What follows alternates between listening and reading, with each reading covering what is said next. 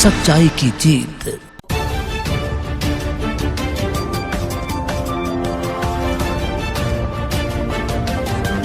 आप देख रहे हैं सच्चाई की जीत न्यूज। मैं अर्शी चौधरी। हाईकोर्ट की हल्द्वानी शिफ्टिंग पर फिर चर्चा। नैनीताल हाईकोर्ट को हल्द्वानी के गौलापार क्षेत्र में शिफ्ट किए जाने की कवायद के चलते बार एसोसिएशन के अलग अलग सुर सामने आते रहे हैं। अब हल्द्वानी बार एसोसिएशन ने नैनीताल से हाईकोर्ट गौलापार हल्द्वानी शिफ्ट करने का पुरजोर समर्थन करते हुए कहा है कि हल्द्वानी में हाईकोर्ट के शिफ्ट होने से वादियों को सुलभ न्याय उपलब्ध हो पाएगा। हल्द्वानी बार एसोसिएशन आज मीडिया से मुखातिब हुई। उन्होंने कहा कि वर्तमान परिस्थितियों को देखते हुए अब वादियों को नैनीताल जाने में काफी दिक्कतों का सामना करना पड़ता है। पर्यटन सीजन हो या फिर बरसात में मार्ग बाधित होने की वजह से कई तरह की दिक्कतें होती हैं। यदि हाईकोर्ट हल्द्वानी में शिफ्ट होता है तो यहाँ वादियों के लिए सभी प्रकार की सुलभ व्यवस्थाएं हैं।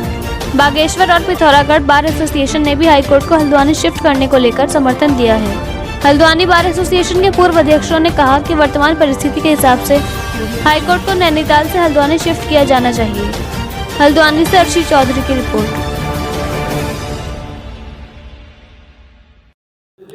दरअसल मामला ये वकीलों का नहीं है, एक शासन का एक निर्णय है और उसका समर्थन हम कर रहे हैं। और क्यों कर रहे हैं ये मैं आपको बताता हूँ।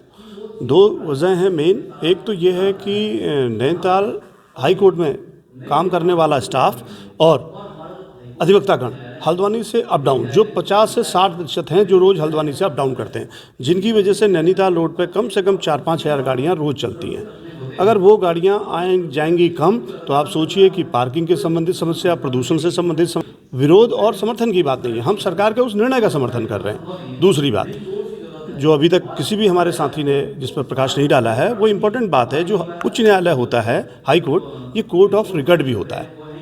उच्च न्यायालय ने अपने पास आने वाले समस्त दस्तावेजों को अगले 30 वर्षों तक संभाल के रखना होता है। हाई कोर्ट इलाहाबाद में आप ये सोचिए केवल एक मंजिल इसी काम के लिए बनी हुई है। अगर उच्च न्यायालय नैनीताल को अब 30 वर्ष होने वाले हैं तो ऐसी स्थिति में आप सोचिए कि उनके पास रिकॉर्ड रखने के तक के लिए जगह नहीं है। अगर कोई और फ्लोर बनाना चाहें तो उसके लिए झील विकास प्राधिकरण से परमिशन नहीं है नैनीताल में। तो ऐसी स्थिति में उच्च न्यायालय का किसी अन्यत्र स्थान पर स्थानांतरित होना बहुत ही महत्वपूर्ण है। और नैनीताल जिले में चूँकि पहले से ही प्रस्ताव पार्लियामेंट द्वारा पारित किया जा चुका है तो हल्द्वानी गौलापार उसके लिए मुफीद स्थान है। ठीक, थैंक यू। एसोसिएशन इसके खिलाफ है, आखिर क्या पूरा माजरा है और यहाँ आने से क्या फ़ायदा होगा हाईकोर्ट को? ऐसा है कि खिलाफत में कोई नहीं है। जितने कुमाऊँ की हैं ये भी यही चाहते हैं कि हल्द्वानी शिफ्ट हो, क्योंकि उनके लिए सुविधाजनक है। केवल नैनीताल की कुछ वकील हैं, नाम तो नहीं लेंगे, लेकिन नेतागिरी है कि वो चाहते हैं कि विरोध करें, हम सुर्खियों में छाए रहें केवल। जबकि शासन का ये है, किसी की मांग नहीं है, किसी का वो नहीं है, केवल शासन द्वारा ये तय किया गया है कि हल्द्वानी शिफ्ट होनी चाहिए। और उसमें माननीय उच्च न्यायालय के चीफ जस्टिस से लेकर पूरी कमेटी का सहयोग है। उनके द्वारा सहमति दी गई है।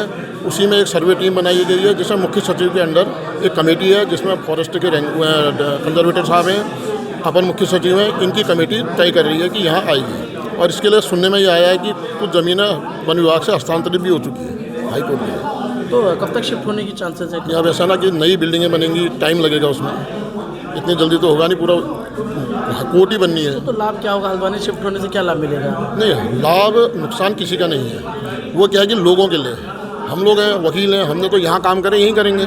लेकिन केवल इतना है कि जो लोग दूर से आते हैं उनके लिए सुविधाजनक स्थान हल्द्वानी है, यहाँ का नहीं। ठीक है।